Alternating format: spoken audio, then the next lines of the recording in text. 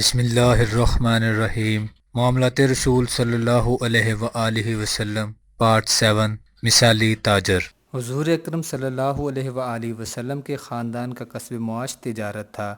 آپ صلی اللہ علیہ وآلہ وسلم کے چچا جناب ابو طالب رضی اللہ تعالیٰ عنہ بھی تاجر تھے۔ آپ صلی اللہ علیہ وآلہ وسلم یتیم تھے اور آپ کے والد نے معمولی اثاثہ چھوڑا تھا۔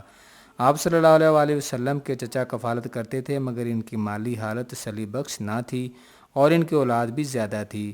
جب حضور اکرم صلی اللہ علیہ وآلہ وسلم 9-10 سال کے ہوئے تو آپ نے اجرت پر بکریاں چرانا شروع کر دیں۔ حضرت ابو ہریرہ رضی اللہ تعالیٰ عنہ کی روایت ہے کہ رسول اللہ صلی اللہ علیہ وآلہ وسلم نے فرمایا کہ اللہ تعالیٰ نے جس نبی کو مبعوث کیا اس نے بکریاں چرائیں۔ اصحاب نے عرض کی یا رسول اللہ صلی اللہ علیہ وآلہ وسلم کہ آپ نے بھی؟ فرمایا میں بھی اجرت پر بکریاں چراتا تھا۔ پیغمبر انسانیت صلی اللہ علیہ وآلہ وسلم 12 سال کے تھے تو آپ کے چچا جناب ابو طالب رضی اللہ تعالیٰ عنہ تجارت کی غرض سے شام روانہ ہونے لگے۔ آپ صلی اللہ علیہ وآلہ وسلم نے اپنے چچا کے اونٹ کی نکیل پکڑی اور فرمایا اے میرے چچا، آپ مجھے کس کے سپرد کر کے جا رہے ہیں؟ میرا نہ باپ ہے اور نہ ماں ہے۔ جناب ابو طالب رضی اللہ تعالیٰ عنہ آپ کو اپنے ساتھ لے کر جانے پر راضی ہو گئے۔ اس سفر کے دوران آپ صلی اللہ علیہ وآلہ وسلم کو تجارت کے مروجہ اصول سیکھنے کا موقع ملا۔ اس تجربے کے بعد آپ صلی اللہ علیہ وآلہ وسلم کے دل میں تجارت کا شوق پیدا ہوا اور آپ 12 سال کی عمر سے 25 سال کی عمر تک مختلف تجارتی قافلوں کے ہمراہ جاتے رہے۔ آپ صلی اللہ علیہ وآلہ وسلم یمن،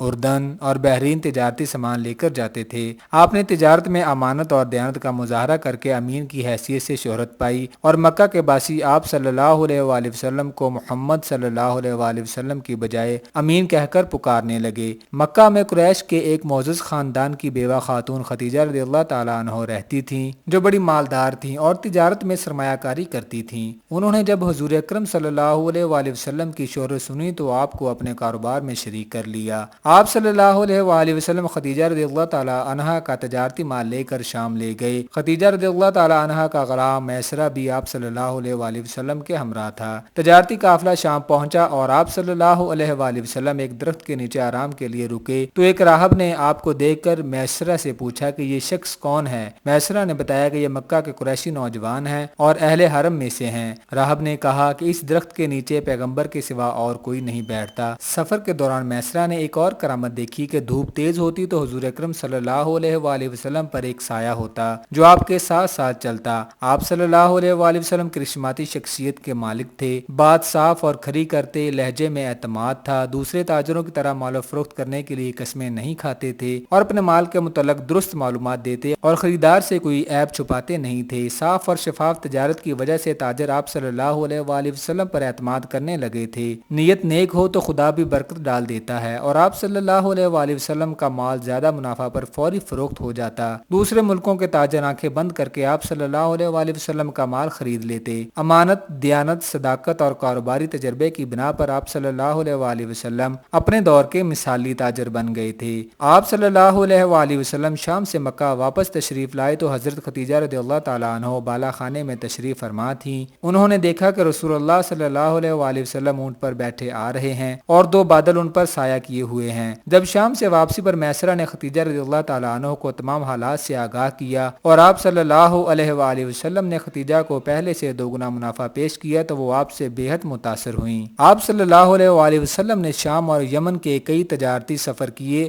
اور سود کی بجائے مضاربت پر کاروبار میں شرکت کی۔ آپ صلی اللہ علیہ وآلہ وسلم سرمایہ کار سے اشیاء کے دام مقرر کر لیتے اور اس میں اپنا منافع شامل کر کے فروخت کر دیتے۔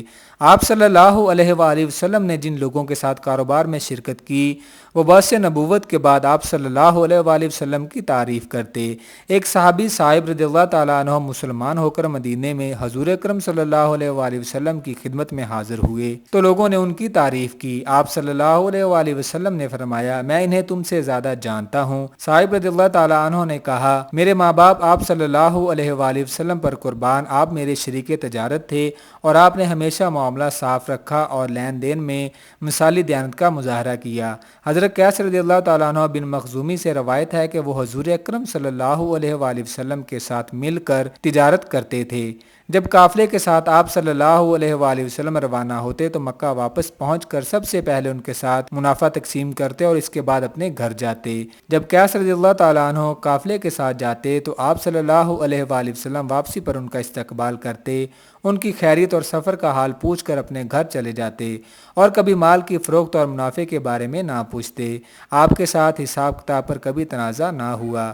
امام احمد بن حنبل رضی اللہ تعالیٰ عنہ لکھتے ہیں کہ آپ صلی اللہ علیہ وآلہ وسلم تجارتی سفر سے واپس آتے تو اپنے دوستوں اور عزیز و اقارب کا حوال پوچھتے اور جسے مالی اعانت کی ضرورت ہوتی اس کی مدد کرتے۔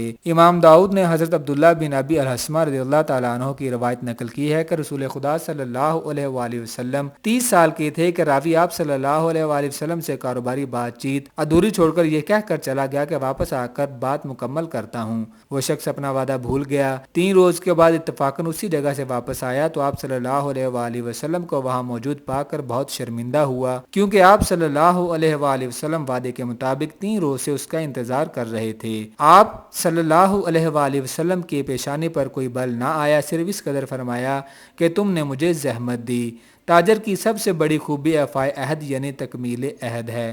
ایک دفعہ آپ صلی اللہ علیہ وآلہ وسلم نے کسی سے اونٹ قرض لیا اور جب واپس کیا تو اس سے بہتر واپس کیا اور فرمایا بہتر وہ لوگ ہیں جو قرض خوش معاملگی سے واپس کرتے ہیں۔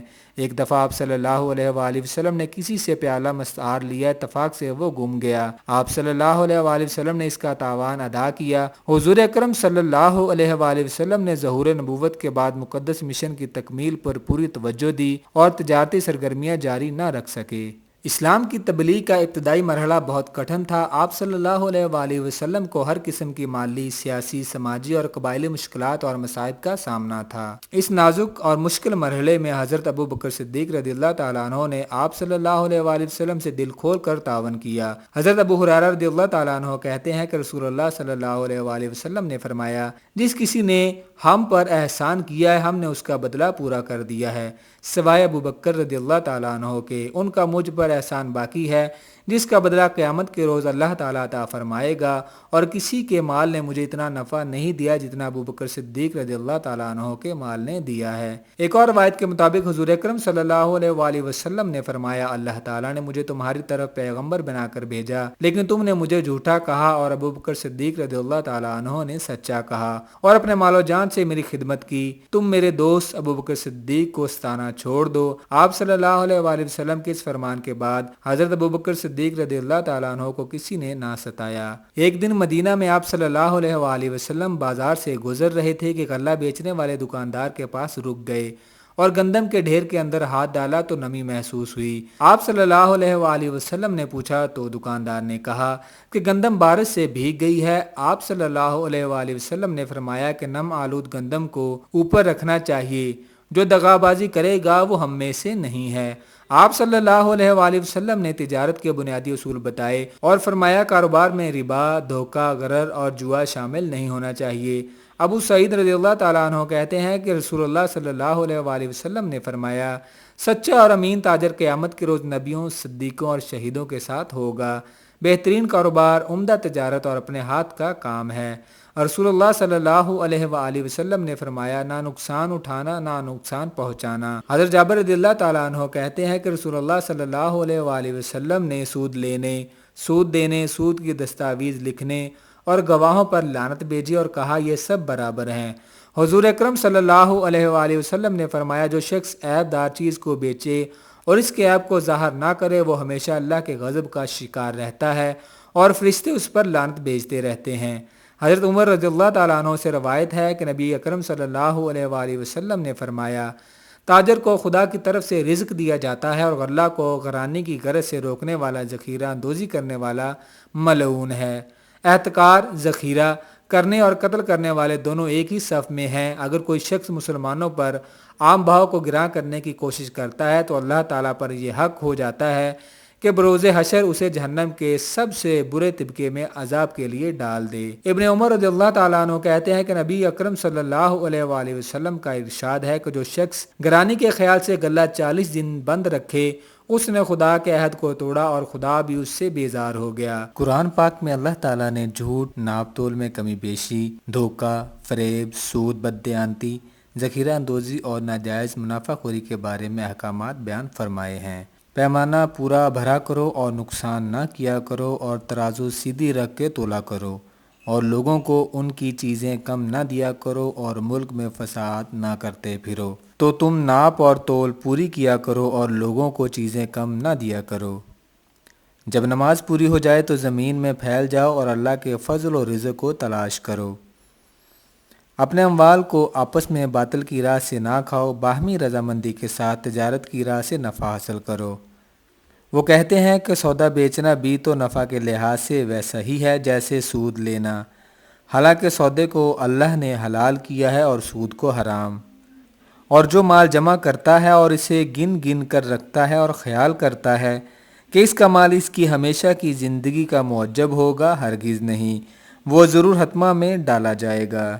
اور جو مال اللہ تعالیٰ نے اپنے پیغمبر کو مفتوحہ بستیوں کے لوگوں سے دلوایا ہے، وہ اللہ کے اور پیغمبر کے قرابت داروں کے اور یتیموں کے اور حاجت مندوں کے اور مسافروں کے لیے ہے، تاکہ جو لوگ تم میں دولت مند ہیں انہی کے ہاتھ میں نہ پھرتا رہے۔ ابو ہریرہ رضی اللہ تعالیٰ عنہ سے روایت ہے کہ رسول اللہ صلی اللہ علیہ وآلہ وسلم نے فرمایا، ایک دور آئے گا جب لوگ حلال اور حرام میں کوئی تمیز نہیں رکھیں گے۔ رشوت لینے اور دینے والے پر اللہ کی لعنت ہو۔ جس شخص نے ملاوٹ کی، دھوکہ دیا، وہ ہم میں سے نہیں۔ حضور اکرم صلی اللہ علیہ وآلہ وسلم ذاتی اجارہ داروں کے خلاف تھے۔ آپ صلی اللہ علیہ وآلہ وسلم نے فرمایا، سرسبز زمین اللہ اور اس کے رسول کی ہیں، اور کوئی فرد ان کو اپنی ملکیت میں نہیں رکھ سکتا۔ عبیس بن حمال بیان کرتے ہیں کہ رسول اللہ صلی اللہ علیہ وآلہ وسلم نے ان سے نمک کی کان اس وقت واپس لے لی جب آپ صلی اللہ علیہ وآلہ وسلم کو احساس ہوا کہ نمک کی کان سب مسلمانوں کے مفاد میں ہے۔ آپ صلی اللہ علیہ وآلہ وسلم نے ارشاد فرمایا، اجتماعی مفاد کی ضروری اشیاء ذاتی ملکیت میں نہیں دی جا سکتی۔